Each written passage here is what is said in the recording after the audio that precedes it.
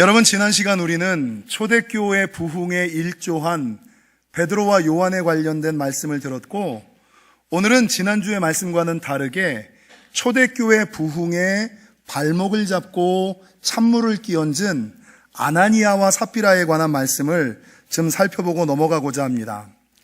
지난 시간 말씀드린 것처럼 오순절 성령 강림 이후 초대교회는 부흥하고 또 부흥합니다. 베드로가 설교하자 3,000명이 회개하고 돌아오는 역사가 있었고, 베드로와 요한이 성전 미문에서 안진뱅이를 일으키자 5,000명이 회개하고 돌아오는 역사, 그러니까 초대교회가 날마다 부흥하고 부흥하는 역사, 우리 영지교회가 그런 역사가 있으시기를. 여러분, 이게 어떤 기록에 있냐면 초대교회 모습을 기록하고 있는 것이 사도행전 2장 42절의 말씀이잖아요. 근데 사도행전 2장의 부흥을 기록하고 나서 다시금 오늘 사도행전 4장 32절에도 부흥의 모습을 기록하고 있는 것을 통하여서 그 당시 교회는 부흥하고 부흥하는 놀라운 역사가 있었다. 근데 그런 부흥의 흐름 가운데 이 교회 부흥의 흐름에 발목을 잡고 찬물을 끼얹는 사건이 하나 나타납니다. 그게 바로 아나니아와 삽비라 사건인데, 여러분, 초대교회의, 오늘 본문에 나오는 초대교회의 가장 큰 특징은 무엇이냐? 사도들의 말씀 증언이 탁월했다. 말씀이 힘이 있었고 은혜 있는 말씀이었다. 그리고 오늘 본문 33절을 보니까 사도들이 말씀을 전할 때에 사람들이 은혜를 받았다. 은혜를 좀 받고 계신가요? 저는 설교할 때마다 늘 두렵고 떨리는 게, 내가 말씀을 전할 때 성도들이 은혜를 받지 못하면 어떡할까? 하나님의 음성을 듣지 못하면 어떡할까? 새로운 살 길이 보여지지 않으면 어떡할까? 이 두렵고 떨림. 근데 초대교회 당시 사도들은 그리스도의 복음을 증언할 때마다 이 무리들이 은혜를 받을 뿐만 아니라 이 받은 은혜가 33절 하반절에 보니까 어떤 은혜? 큰 은혜를 받았더라. 그리고 말씀으로 말미암는 은혜를 크게 받았더니 이 초대교회 성도들이 오늘 본문에 보니까 밭과 집을 팔아 사도들의 발 앞에 두는 헌신이 있었더라. 그리고 이 성도들이 밭과 집을 팔아 사도들의 발 앞에 놓았을 때 사도들이 그 내어놓은 헌신물을 가지고 자기 이익을 위하여, 교회의 외적인 부흥만을 위하여 사용하는 것이 아니라 무엇으로 사용했어요? 주변에 힘들고 어려운 사람들, 가난한 사람들을 위하여 나누었고 구제하였고, 교회가 구제하고 나눠주는 이 사역을 감당하였더니 그 지역에 가난한 사람들이 없었더라. 그래서 여러분, 초대교회 부흥의 특징은 첫 번째가 말씀의 능력이 있었고, 두 번째 은혜 받는 성도들이 있었고, 이 은혜 받은 성도들이 하나님께 크게 헌신했고, 그 헌신한 것을 가지고 구제하고 나누는 사역들을 감당했다라고 성경은 증거합니다. 여러분, 이런 교회의 부흥에 누가 가장 일조를 했냐면, 지난 시간에도 잠깐 말씀드렸습니다만 바나바라고 하는 사람, 이 바나바라고 하는 사람이 자기가 가지고 있는 모든 소유를 팔아 사도들의 발 앞에 두는 거예요. 그러니까 어떻게 은혜를 받으면 자기 소유를 다 내어놓을 수가 있지? 그러니까 사람들이 놀라는 거예요.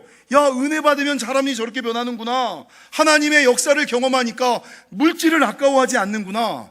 그래서 이 초대교회 당시에 바나바가 행했던 선행이 사람들의 입에 회자되기 시작했어요. 그리고 사람들이 그 바나바는 진짜 믿음이지, 참 하나님의 사람이지, 사람들로부터 인정받고 칭송받고, 그러다 보니까 이 바나바가 초대교회의 지도자로 우뚝 서는 놀라운 역사가 있었다라는 것이죠. 여러분, 바나바가 그렇게 탁월한 일들을 보이자 그 옆에서 바나바의 일을 보고 있던 아나니아와 삽비라 부부가 우리도 한번 저렇게 해보자 도전을 받았어요. 우와, 성도가 저렇게도 하나님을 섬기는구나. 성도가 저렇게도 교회를 섬기는구나. 우리도 한번 해보자.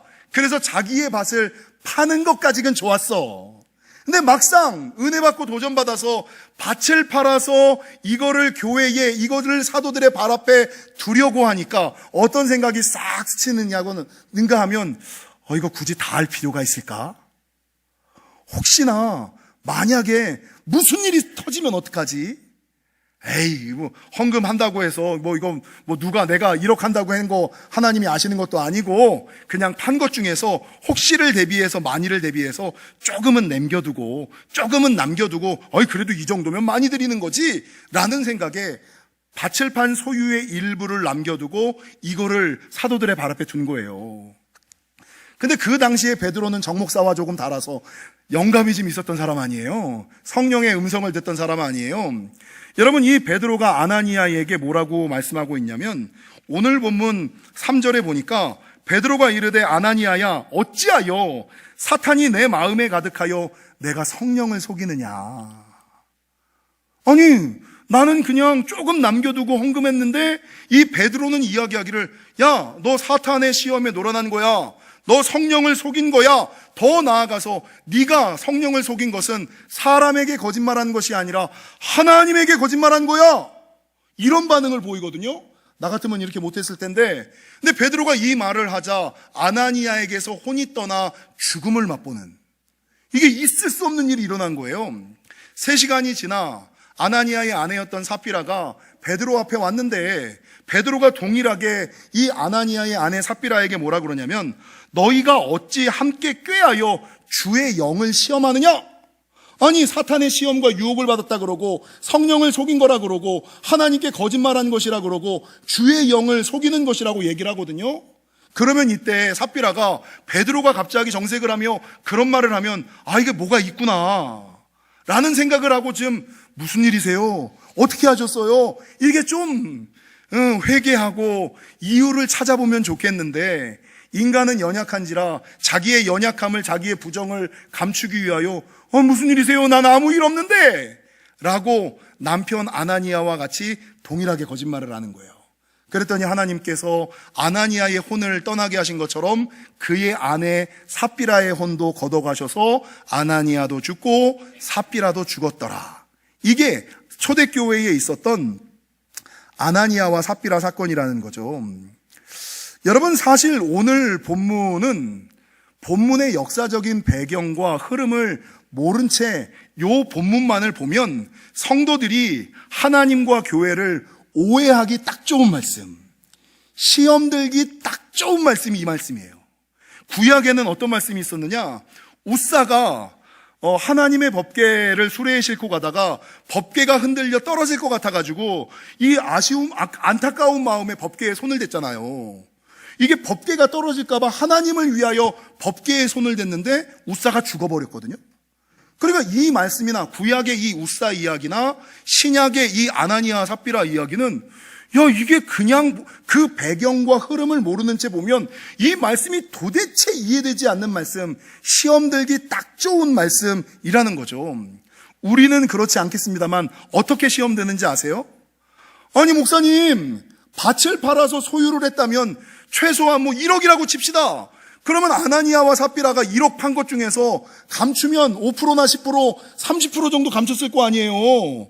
그러면 그냥 보통 30%를 감췄다 그래도 7천만 원이나 헌금했는데, 그거 헌금한 거에 감사해야지. 그거 조금 숨긴 거 가지고, 그거 조금 떼어먹은 거 가지고, 그걸 가지고 사람을 죽이면 됩니까? 맞는 말이죠?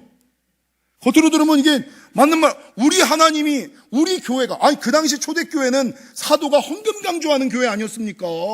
어떻게 목사가 헌금한 것에 감사해야지, 그거 떼어 먹었다고 해서 뭐라고 질책하고 정죄해가지고 사람까지 죽게 만들어요. 그 베드로라는 목사 참 못된 목사고 인정 없는 목사 아니에요. 맞죠? 더 나아가서 어떤 사람들은 뭐라고 얘기하고 있냐면, 만약에 이 아나니아와 삽비라가 교회를 안 나갔으면, 교회를 안 다녔으면, 은혜를 안 받았으면, 헌금을 안 했으면 차라리 죽지도 않잖아. 죽을 일이 없었을 거 아니에요. 거기다가 이 아나니아와 삽비라가 성경에서 성령을 속인 하나님께 대하여 거짓말한 사람으로 오명이 씌워졌잖아요. 그럼 처음부터 교회를 안 나갔으면, 말씀을 안 들었으면, 은혜를 안 받았으면, 헌금을 안 했으면 이런 일도 없었을 텐데, 걔네들이 괜히 교회 갔다가, 괜히 말씀 들었다가, 괜히 은혜 받았다가 그런 일이 있었던 거 아니야. 그래서 나 교회 안 나가는 거야, 여보. 맞는 말 같죠?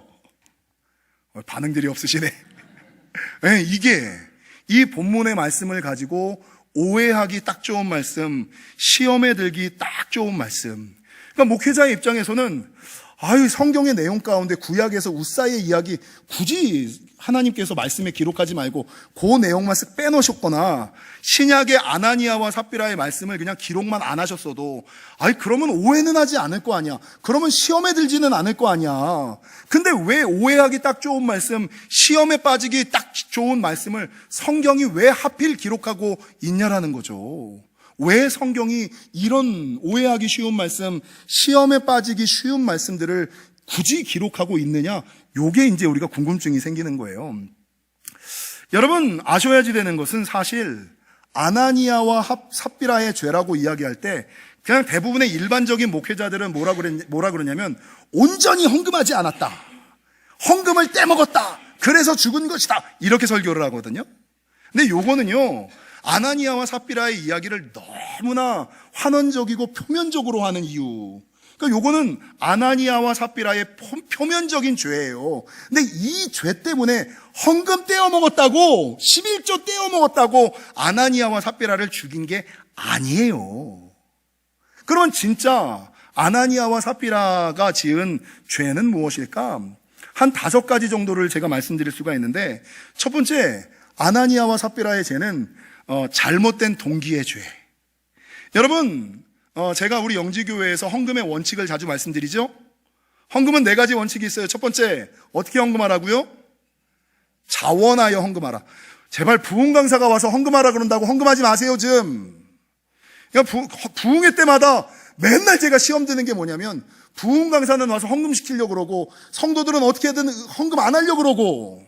근데 이 헌금이라는 것은 받은 은혜에 대한 감사의 발로거든요.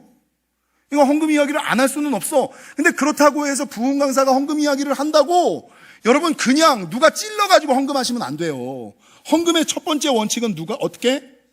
자원하여. 내가 하는 거지. 목사가 하란다고 헌금하는 거 아니고 강사가 하란다고 헌금하는 거 아니에요. 자원하여 해야 된다. 두 번째가 뭡니까? 기쁨으로 즐거움으로 해야 된다. 내가 하나님께 바치는데 마음에 찜찜해. 걸리는 게 있어. 부담이 돼. 그러면 여러분 안 하는 게 좋아요. 그래서 여러분 헌금의 원칙은 첫 번째 자원하여 한다. 두 번째 기쁨으로 즐거움으로 해야 된다. 세 번째가 뭐예요? 형편에 맞게 하셔야죠. 형편에 맞게 하셔야지요. 근데 마지막 4번째는 뭡니까? 그러나 그럼에도 불구하고 조금은 버겁게, 조금은 힘에 들게, 조금은 땀이 들어가게끔 내가 가지고 있는 형편보다 조금은 낮게. 요게 성경에서 말하는 헌금의 원칙이에요.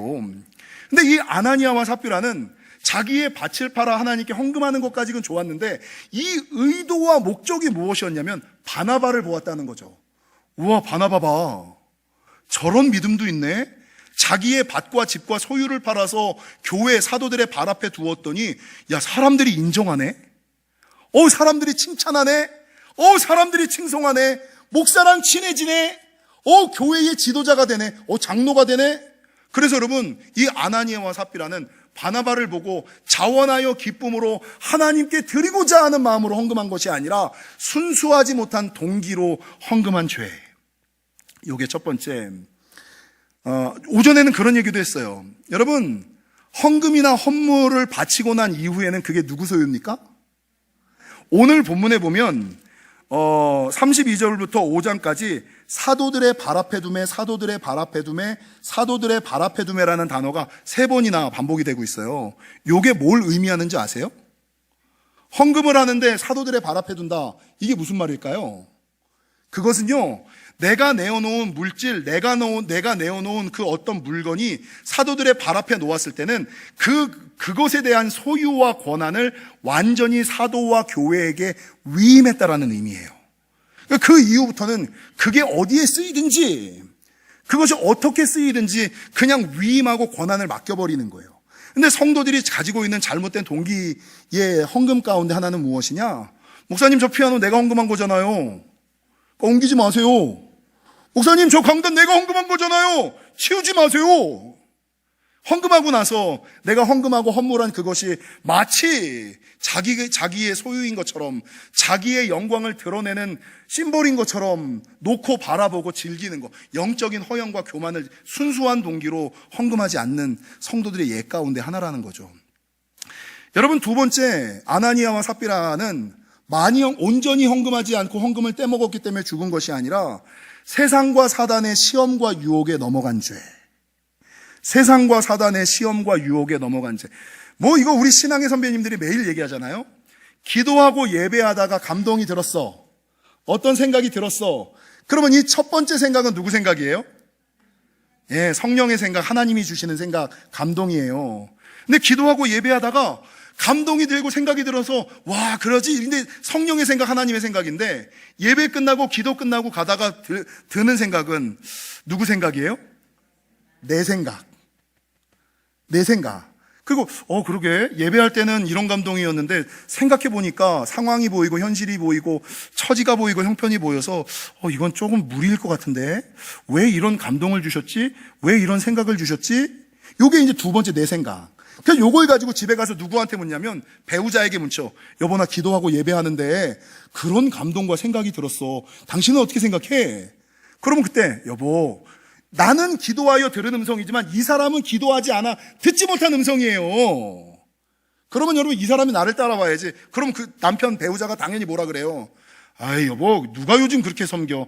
야, 적당히 믿고 적당히 다녀.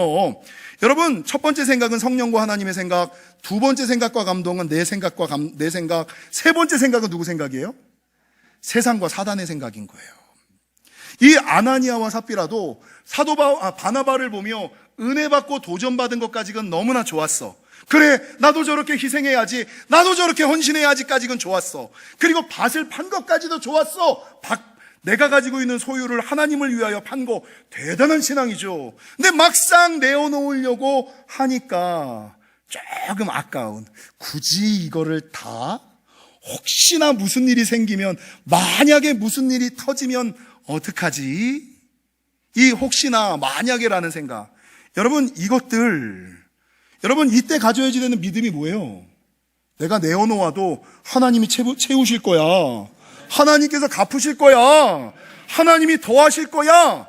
라는 혹시나 만약의 신앙이 아니라, 그래, 내어놓아도 하나님이 채우시겠지. 하나님이 더하시겠지. 하나님이 갚으시겠지. 라는 생각을 가져야지 되는데, 혹시나 만약의 생각에 세상과 사단의 시험과 유혹에 노란한 죄. 이게 두 번째. 여러분, 세 번째, 이 아나니아와 삽비라의 죄는 성령을 속이고 거짓말한 죄. 그러니까 그냥 이 아나니아와 삽비라는 조금 헌금한 것밖에 없거든요. 근데 오늘 이 베드로가 이 아나니아의 헌금하는 모습을 보고 거너희는 성령을 속인 거고 너희는 하나님께 거짓말한 것이고 너희는 주의 영을 시험한 것이야. 아니, 나는 그냥 헌금 조금밖에 안 한 거라고 생각하는데 베드로와 성경과 하나님은 아니, 그 정도 문제가 아니라고 이야기를 하거든요. 여러분, 왜 성령을 속이고 거짓말을 한 죄라고 이야기할까? 사람들은 인생을 살아가는 동안에 항상 시험과 유혹에 노출이 되죠. 여러분만 시험과 유혹이 있는 것이 아니라 저도 날마다 시험 앞에, 유혹 앞에, 저도 맨날 이게 맞을까 저게 맞을까, 이게 옳을까 저게 옳을까 막 흔들리는 갈대와 같은 존재, 막 마음속에서 막 요동하는 존재이거든요. 근데 진짜 하나님의 사람은 진가는 언제 판가름이 나냐면 위기 가운데, 선택 상황 가운데서 그 사람이 무엇을 선택하느냐에 따라서 그 사람이 진짜냐 가짜냐가 판가름이 나거든요. 그렇기 때문에 선택의 기로에 서 있을 때 이거를 선택하면 나에게 이익이 있고 이해관계가 있어. 그러나 그럼에도 불구하고 내가 이거를 포기하면, 이거를 선택하면 내가 손해를 보고 관계가 어그러져. 그러나 그럼에도 불구하고 그 선택의 상황 가운데서 말씀을 선택하고 진리를 선택하고 하나님을 선택하는 거, 그게 진짜 하나님의 사람이라는 거죠. 근데 이 아나니아와 삽비라는 그런 시험과 유혹이 왔을 때 자기의 알량한 머리로 성도들을 속이고 사도들을 속이고 교회를 속일 수 있을 것이라고, 그냥 우리가 하는 것은 헌금 조금 안 내고 조금 남겨두는 거야 라고 이야기하는 거라고요. 근데 이 자기들이 생각할 때는 아주 작은 죄라고 생각하는 그거를 베드로와 성경은 뭐라고 증거하고 있냐면, 너희는 그냥 헌금 조금 안 한 게 아니라 성령을 속이고 하나님께 거짓말을 한 것이고 주의 영을 시험한 것이야. 보는 관점이 전혀 달랐다는 거죠. 그렇기 때문에 사랑하는 성도 여러분, 우리는 늘 선택의 기로에 서거든요. 이걸 선택하면 내가 손해를 보고 관계가 어그러질 수 있어.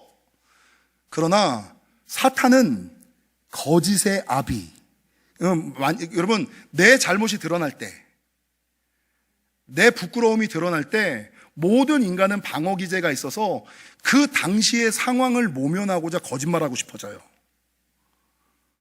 그 상황만, 이건 본능이야, 본능. 그 상황을 모면하고자 거짓말하고 싶어져요. 근데 그 상황 가운데서도 입술을 닫고 진리를 이야기하는 거, 이게 신앙입니다. 이게 진짜입니다.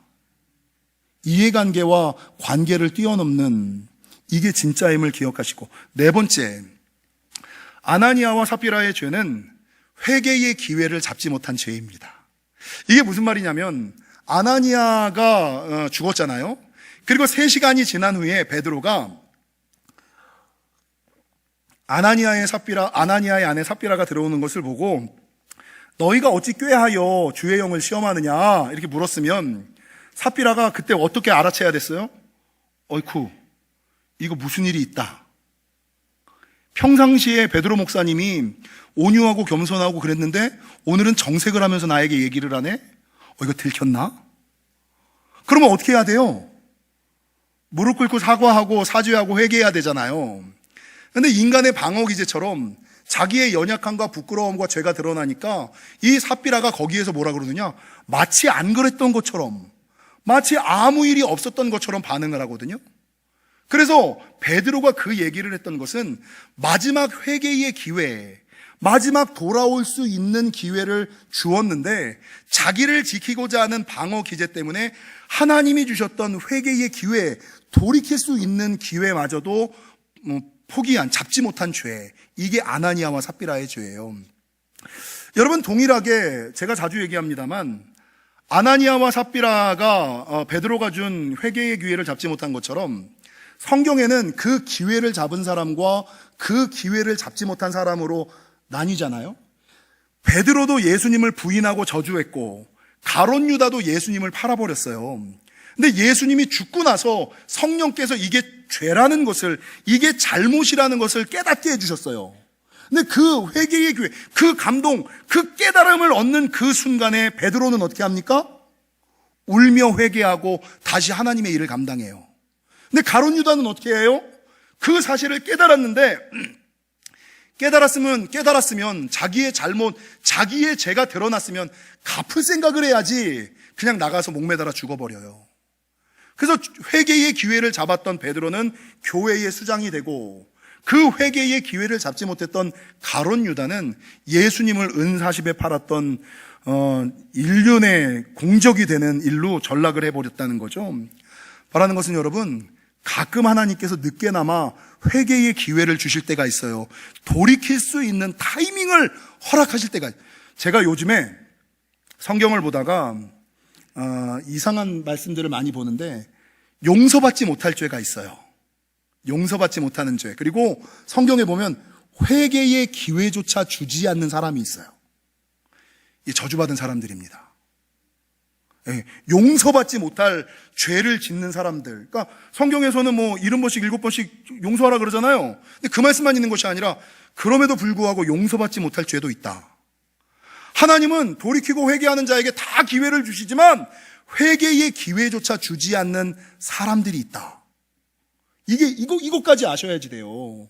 그래서 여러분, 주님께서 주시는 마지막 회개의 기회, 돌이킴의 찬스, 그거를 놓치지 않으시기를 주님의 이름으로 간절히 축원합니다.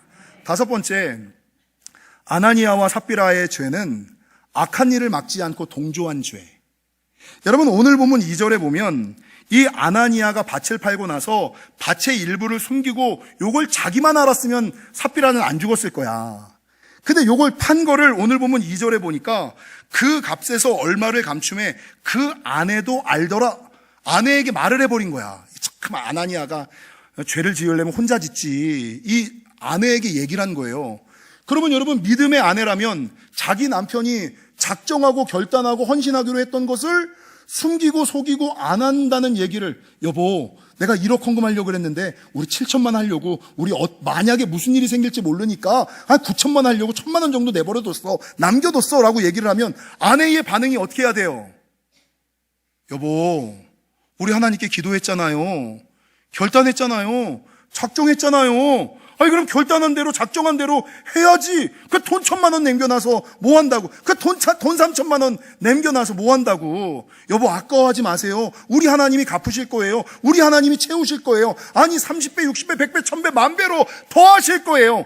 요렇게 얘기를 했어야지. 근데 이 아내가, 여러분, 아나니아가 삽비라에게 밭얼마를 숨겼다고 얘기를 하니까, 그럼 뭐라 그래요? 여보, 잘했어. 역시 우리 지혜로워. 그럼 만약에 무슨 일이 생길지 어떻게 알아? 그리고 그냥 자기도, 그게 혹시나 자기 문제일 수도 있으니까 자기 이익 때문에, 어차피 내가 지은 죄는 아니니까, 남편이 지은 죄니까 내버려 둔 거야. 그래서 여러분, 아나니아와 삽비라가 이런 일들을 당했던 것은 많이 헌금하지 않고 온전히 헌금하지 않고 헌금을 떼먹었기 때문에 이게 아니에요. 그게 아니라 악한 일을 막지 않고 함께 동조하고 휘둘린 죄, 이것 때문인 거예요. 요 다섯 가지. 여러분, 성경에 보면 이런 예가 참 많죠? 하와가 뱀의 꾀임에 빠져서 선악과를 따먹으려고 그랬죠. 그 아담에게 얘기를 했죠. 그럼 아담이 어떻게 해야 됐어요?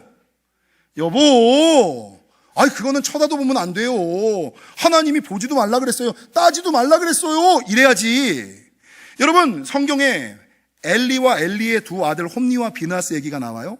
홈니와 비느하스가 이제 지도 다 컸다고 지 마음대로 교회를 좌지우지하고 예배를 마음대로 하는 거야. 근데 엘리는 나이 많아 늙었고 이제 은퇴를 눈앞에 두고 있어서 하나님께서 감동을 주셔서 아들들에게 가서, 얘들아, 니네가 그렇게 예배하는 거 잘못된 거야. 하나님이 별로 좋아하시지 않아. 이렇게 한 번은 얘기를 했어. 근데 이 홈니와 비느하스가 뭐라 그래요?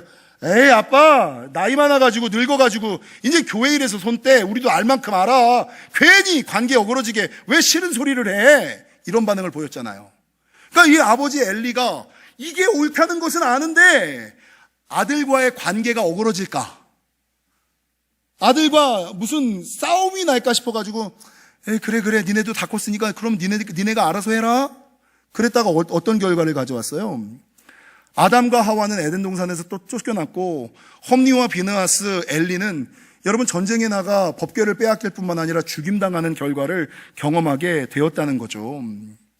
여러분, 반면에 지혜로운 사람이 한 명 나와요.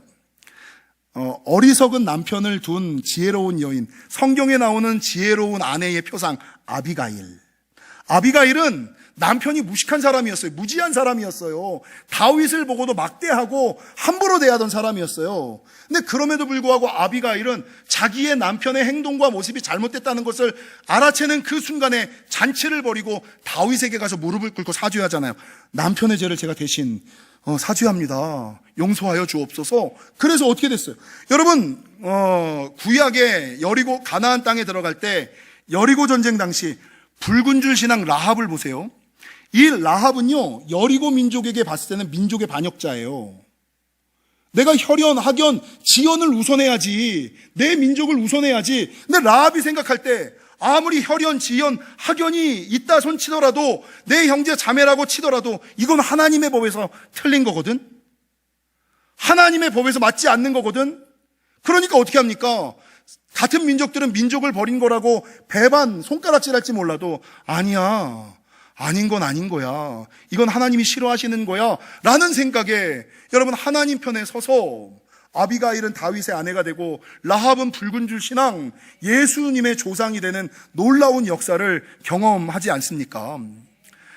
나오미의 두 며느리 오르바와 룻도 기억나시죠? 여러분, 이 나오미가 모압에 내려가서 두 아들 죽이고 며느리 2명 오르바와 룻이 있었어요. 근데 이제 모든 것이 없어서 먹여 살릴 방법이 없으니까 오르바와 룻에게, 야, 니네 갈 길로 가. 그러니까 오르바는, 그래, 이제는 뭐 이 집안에 있다가 뭐 먹고 살 방법도 없고 괜히 그냥 시어머니 모실 필요 없으니까 자기 살 길, 자기 갈 길로 가요. 근데 룻은 어때요? 아니요, 그래도 하나님이 선택해 주신 사람이니 제가 어머니를 따르겠습니다. 자기 민족을 버리고 이스라엘로 올라오잖아요.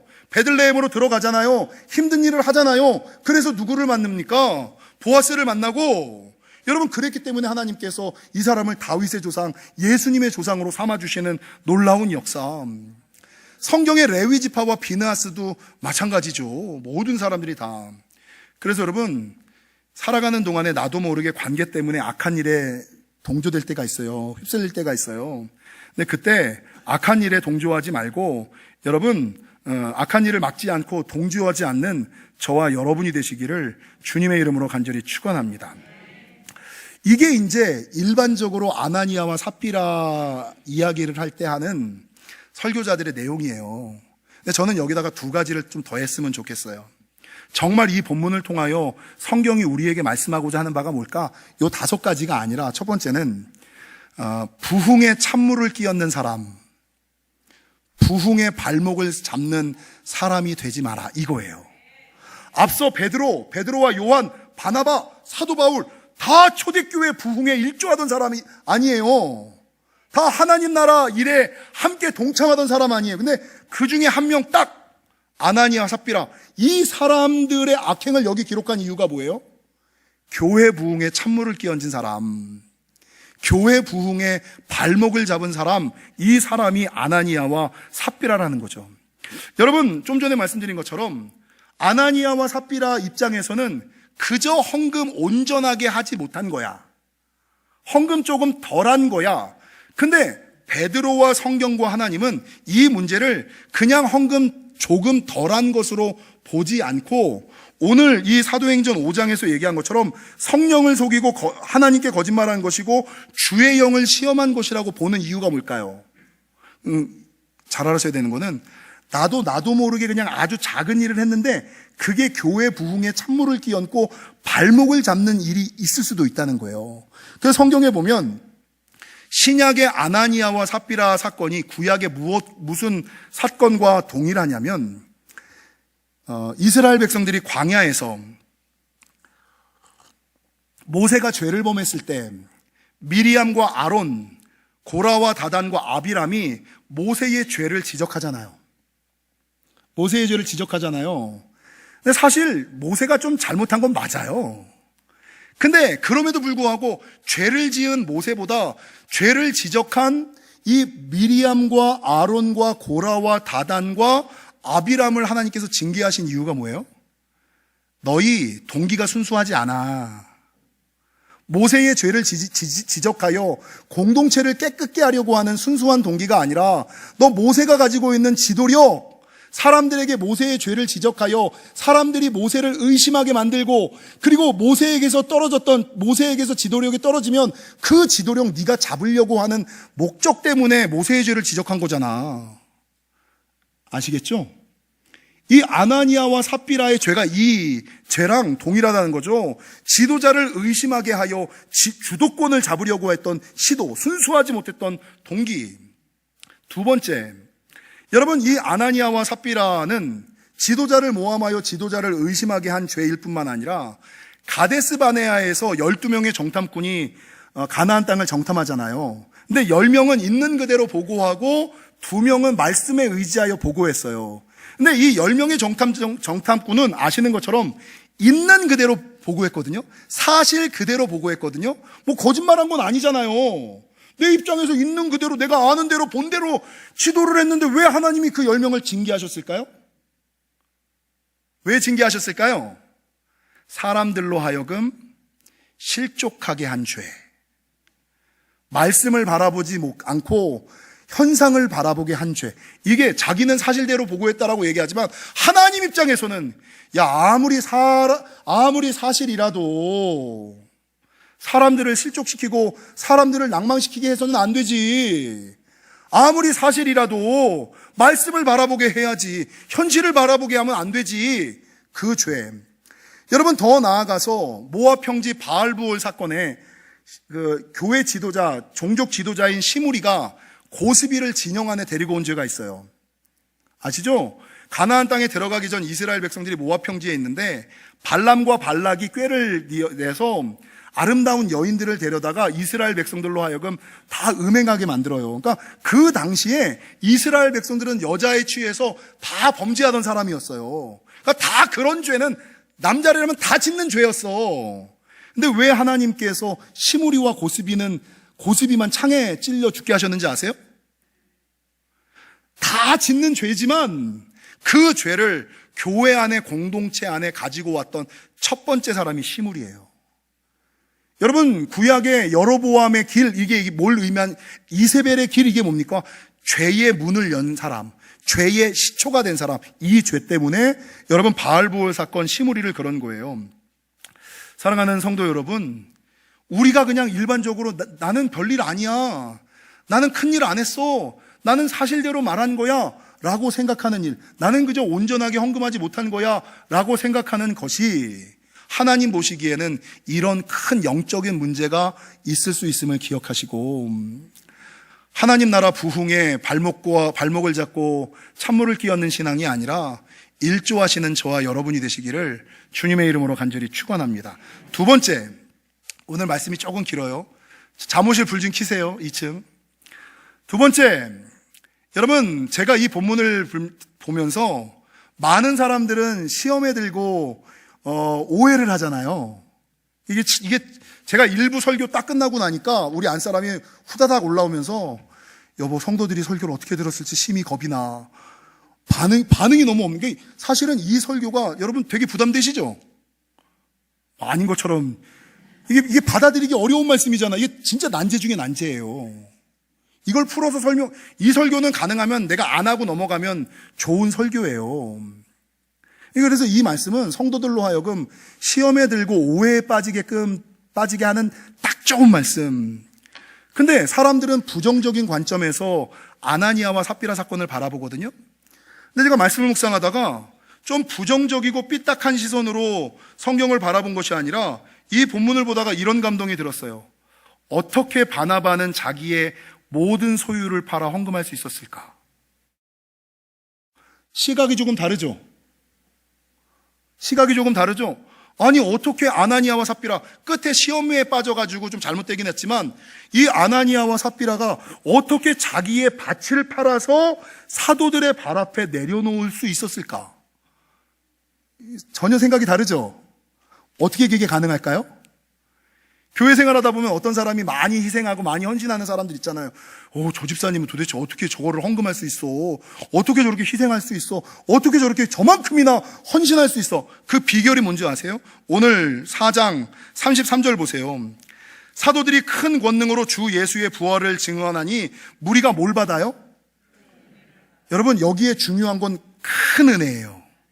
제가 이번에 대신방을 하면서 하나님께서 주신 감동, 깨닫게 하신 감동들이 좀 많아요. 근데 성경을 제가 처음부터 끝까지 쭉 보면서 느낀 게, 신앙생활을 하면 모든 사람들이 하나님께 은혜를 받잖아요. 하나님께 복을 받잖아요. 예, 아멘. 근데 성경에서 그냥 은혜를 받는 사람이 있는가 하면 은혜 위에 은혜, 큰 은혜, 은혜보다 탁월한 은총 중에서도 큰 은총을 받은 사람들이 있더라고요. 여러분, 신앙생활하면서 그냥 복 받는 거는 일반적인 복이에요. 근데 하나님께서 생각하실 때 특별하게 사랑하시는 사람은 너는 복 가지고 만족하지 않아. 야, 너는 복 받는 존재가 아니라 복의 복을, 더 큰 복을, 항상 복을 주는 존재야 라고 말하더라고요. 제가 말씀을 전하다가 제가 준비한 말씀이 아니라, 신방 중에 제가 준비한 말씀이 아니라 말씀을 전하는 중에 성령께서 저에게 말씀을 전하게 한 본문 말씀이 있어요. 그게 야베스의 기도. 여러분, 야베스의 기도 다 아시죠? 야베스라는 존재가 어떤 존재인지 잘 알잖아요. 근데 제가 지금까지 야베스라는 본문을 그렇게 많이 봤는데 한 번도 그렇게 본 적이 없는 말씀이 설교 중에, 신방을 전하는 중에 저한테서 입술에서 막 나가는 거야. 성경에 보면 야베스는 형제보다 존귀한 자, 이런 표현이 있어요. 그러니까 동일하게 형제야. 근데 하나님이 볼 때, 야, 너는 동일하게 형제지만 형제보다, 야, 똑같은 형제 아니야. 나에게, 야, 그러니까 집사랑 있어. 근데 하나님이 보시기에 똑같은 집사인데, 야, 너는 집사 중에 나한테 조금 다른 집사지. 똑같은 안수 집사인데, 야, 너는 형제보다, 안수집사보다, 권사보다 존귀한 자야. 이 똑같은 사람인데 조금 높게 형제보다 존귀한 자라고 얘기를 하시거든요. 그리고 이 야베스에게 복을 줄 때 어떻게 주느냐? 그냥 복 받아라 이게 아니라 복에 복을 더하시는 거예요. 너는 하나의 복이 아니라 복의 복을 받아야지 돼. 큰 복을 받아야지 돼. 큰 은혜를 입어야지 돼. 이렇게 얘기를 하거든요. 더 나아가서 야베스가 인생의 문제에 빠져 있을 때 하나님께서 이 야베스를 도우시는데, 여러분 성도들이 인생을 살다가 어려움에 빠지면 하나님께서 누군가를 보내셔서 그 문제를 해결해 주시고 도와주시거든요. 근데 대부분의 방법은 내가 문제 가운데 있을 때 사람을 보내셔서 그 문제를 해결할 힘을 주세요. 근데 여기서 하나님이 조금 더 사랑하시는 사람은 사람을 보내지 아니하고 레위인을 보내요. 권사님이라든지 안수집사님이라든지 장로님을 보내서든지 레위인을 보내서 그 사람을 도와요. 근데 그거보다 조금 더 사랑하시는 사람은 히스기야에게 이사야를 보냈던 것처럼 선지자를 보내고 제사장을 보내서 도와요. 여러분 성경에 보면 내가 인생에 큰 문제가 있을 때 천사를 보내어 문제를 해결해 주시는 경우가 있어요. 근데 다니엘은 인생에 문제가 있을 때 보통 사람들은 천사 보내어 문제를 해결해 주는 것도 큰 은혜인데, 다니엘에게 천사를 보낼 때는 천사를 보내지 않고 누굴 보내요? 천사장을 보내요. 야, 어떻게 너한테 내가 사람을 보내는데 영사나 차관을 보내냐? 대사관이나 장관을 보내지. 천사를 보내지 않고 천사장을 보내요. 그 영혼을 도와요. 근데 다니엘은 그런데 야베스는 인생에 문제가 있을 때 사람을 보내요, 레위인을 보내요, 선지자나 제사장을 보내요, 천사나 천사장을 보내요. 그 문제를 해결해 주는 것이 아니라 성경에 보면 주의 손이 너를 도울 것이다. 이게 무슨, 내가 직접 돕는다니까? 무슨 천사, 네 일이면 내가 버선발로 내가 가서 도와야지. 너는 나랑 놀아야지. 무슨 천사장, 천사, 무슨 선지자, 제사. 너는 나랑 놀아야지. 내가 나설 거야. 내가 도와줄 거야. 이게 야베스예요, 야베스. 신앙생활 하다 보면 대부분의 사람들이 그냥 복 받는 거, 은혜 받는 거, 이런 것들만을 원하지만, 여러분, 이렇게 큰 헌신의 사람, 이런 큰 믿음의 사람, 이런 큰 능력의 사람은 일반적인 은혜가 아니라 은혜 위에 은혜, 일반적인 은혜가 아니라 큰 은혜, 은혜 위에 은총, 은총 위에 큰 은총, 복의 복, 복 중에 더 큰 복. 그래서 여러분, 창세기 17장에 보면 하나님께서 아브라함에게는 복을 허락하시는데 큰 복을 허락하사. 여러분, 출애굽기 18장 9절, 하나님께서 이스라엘 백성들을 선택하신 이유는 세상의 많은 민족 중에 이스라엘에게는 그냥 은혜가 아니라 큰 은혜를 베푸시고, 열왕기상 3장 다윗과 솔로몬에게는 하나님이 은혜를 베푸시는데, 성경을 보시면 너에게는 그냥 은혜가 아니라 큰 은혜, 정도와 목사만한 은혜, 아주 큰 은혜. 근데 이 은혜를, 큰 은혜를 주는 게 그 다음에 뭐냐면 항상 은혜. 큰 은혜 위에 그러니까 은혜가 있다 없다 있다 이게 아니라, 야, 너는 빠지는 시간 없이 계속 큰 은혜를 항상 줄 것이다. 솔로몬에게는 큰 은혜 항상 위에 더 은혜. 솔로몬에게 주신 축복이 뭡니까? 네가 기도한 것을 응답하는 것은 당연하고 네가 기도하지 아니한 것까지도 내가 더하리라. 큰 은혜, 항상 은혜, 더 은혜. 여러분 아시는 것처럼 유다 지파와 욥은 갑절의 복을 받았죠. 레위 지파는 영과 육의 복을 받았지요. 요셉은 하늘과 땅의 복을 받았죠. 여러분, 사무엘은 사사와 선지자와 제사장 3중의 축복을 받았지요. 다니엘 9장 10절에서 이 다니엘은 은혜 위에 은혜, 은혜 위에 은총, 은총 중에 큰 은총 받은 사람이었음을 여러분 우리가 아시기를. 그래서 이렇게 크게 희생하고 크게 헌신하고 크게 내어놓는 비결은 뭐냐? 있어서, 많아서, 이게 아니라 하나님께 큰 은혜, 큰 복, 큰 은총 받으면 이 받은 사람만 가능한 거다. 우리 옆 사람에게 인사하겠습니다. 은혜 받읍시다. 큰 은혜 받읍시다. 은총 받읍시다. 큰 은총 받읍시다. 복 받읍시다. 큰 복 받읍시다. 사랑하는 성도 여러분, 세상을 살다 보면 세상과 사단의 유혹이 시험이 있을 수 있습니다. 그럴 때 아나니아와 삽비라처럼, 아나니아와 삽비라는 믿음이 나쁜 사람 절대 아니에요.